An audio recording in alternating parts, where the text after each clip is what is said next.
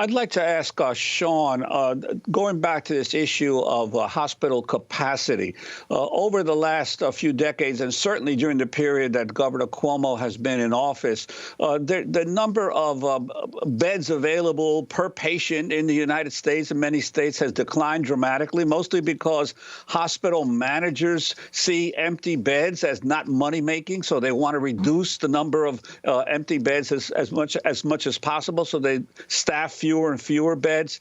Could you talk about these past policies and now with this sudden crisis, how the chickens have come home to roost in terms of this maximum bottom line for hospitals?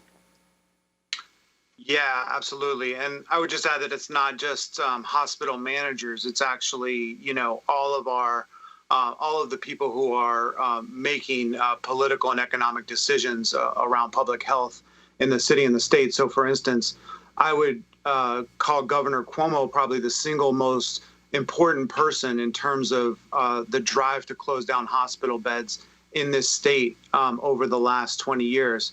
In New York State, we've gone from 73,000 beds to 53,000 beds from the year 2000 to the present time.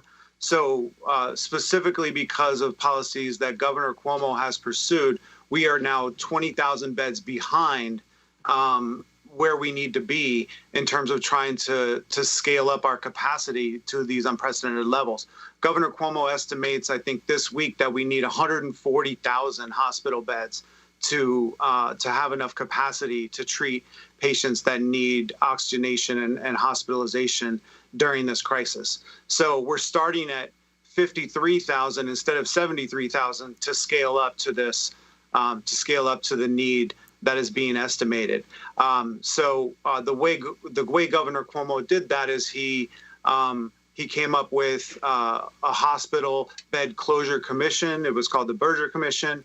And he also has had now 2 rounds of Medicaid cuts. The first, they're called the Medicaid redesign teams. The second Medicaid redesign team just made a recommendation for massive Medicaid cuts, including specific cuts to the city hospital system where we work, just in the last 2 weeks. So Governor Cuomo is currently trying to reduce Medicaid spending in the state by almost $2.5 billion during this pandemic. So, and this, it will absolutely result in a decrease in healthcare capacity and keep the state from getting matching federal dollars for Medicaid spending. So it's unfathomable to somebody like myself, somebody who has worked in a public hospital for 12 years and has seen these cuts, seen the resulting decrease in staffing, seen the resulting decrease in services.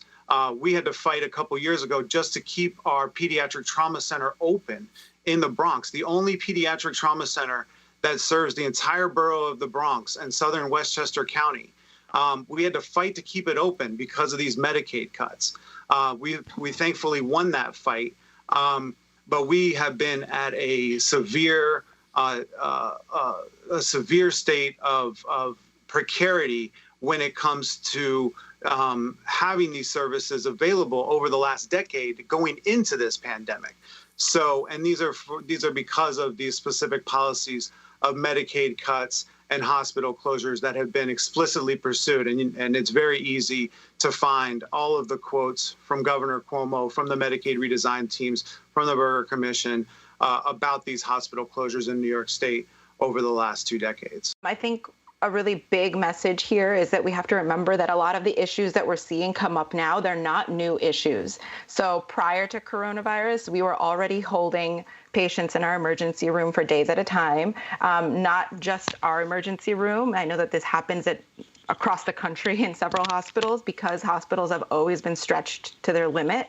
So now we're just adding the stress of a pandemic to it, and it's pushing us to new places we've never seen before. So we have opened up new spaces in the hospital. Prior to this, we had advocated for that space before for the previous patients that we were holding in the emergency room, and now that space is being used by shuffling other patients in the hospital to that empty space in order to make more rooms on the floors for more ICU patients. I know there's been conversions of different units into, they're specifically going to be for ICUs.